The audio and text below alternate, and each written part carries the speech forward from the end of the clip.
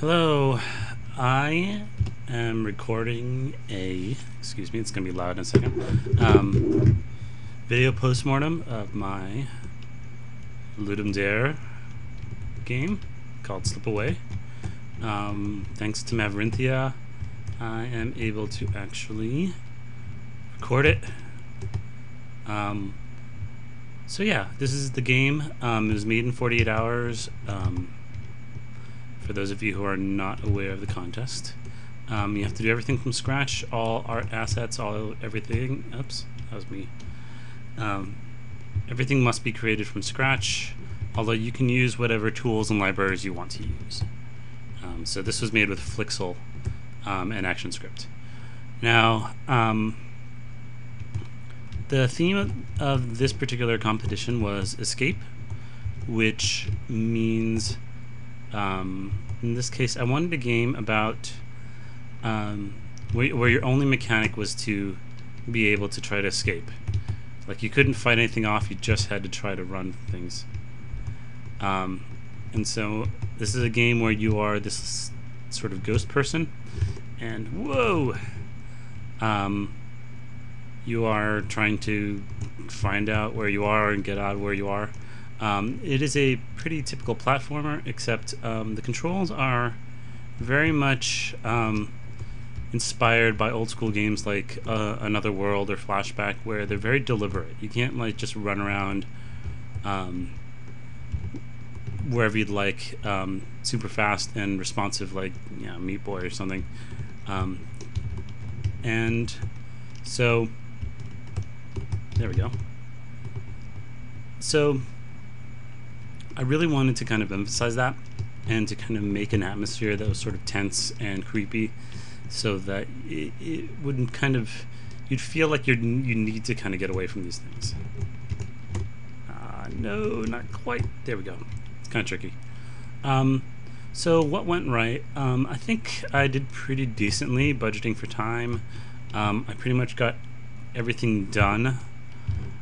I have, I think, 41 frames of animation on the main character, and some of the animations, like the walking animation, are far better than any I've ever done. Which is not to say it's all great, but it's definitely pretty decent for being done in an hour or so. And some of the enemies look pretty good. Skull, I think, looks pretty decent. The brain enemies don't look terribly good, though. Oh, and then I think the music actually works quite well. It helps kind of lend a good ambience to the game. Now there are some problems. All right, come on. Some of these things are pretty tricky to do. There you go. You have, like in these particular situations, you pretty much have to be spot on. There's a little bit of leeway, but not much.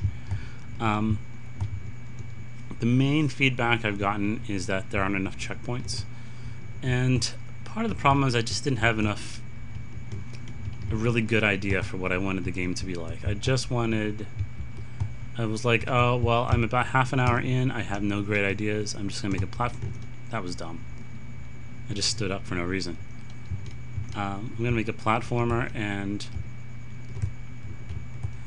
I will just kind of go with what I know, and I know I can do, and I knew I could do a platformer. So having said that, feedback wants more checkpoints. I'm not as convinced that that's the case. Rather, I think the problem is one of level design and it not being very good. And the intent was for this game to be more of an adventure game and less of a platformer. So it wasn't really about platforming skill challenges, it's more about exploration. But of course, I don't have time for that in 48 hours, so I probably should toss that pretty quickly, but oh well. Yeah, I didn't have time to animate these guys. But that's okay, they exist, which is important. The checkpoints are about a minute or so apart, which I felt was pretty reasonable. I didn't want to put them too short. It would just feel like it's every few seconds you hit a checkpoint, and you'd only get set back a few seconds. but given the feedback, I probably would do that.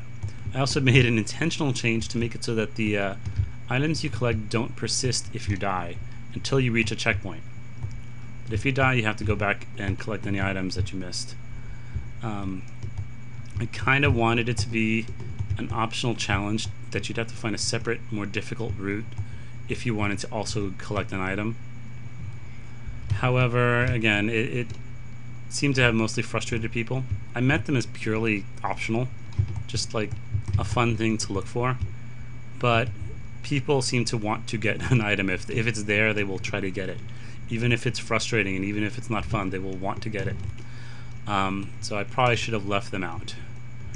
As far as everything goes, you know, it was okay. There's some bugs, right? Sometimes you don't grab onto the walls properly unless you're pressing against them. And the controls, I think, actually work the way I want them to, but I don't think the levels were designed. The level was designed as in a way to make it so that using these controls was part of the. I didn't kill myself. Was part of it. So it's a little bit frustrating because it's kind of been mostly negative feedback with a little bit of, you know, most of the praises for the ambience, which is kind of a, you know, one thing I did focus on because, you know, once you're a day in, you can't really decide, oh, I'm just going to toss it and get something new.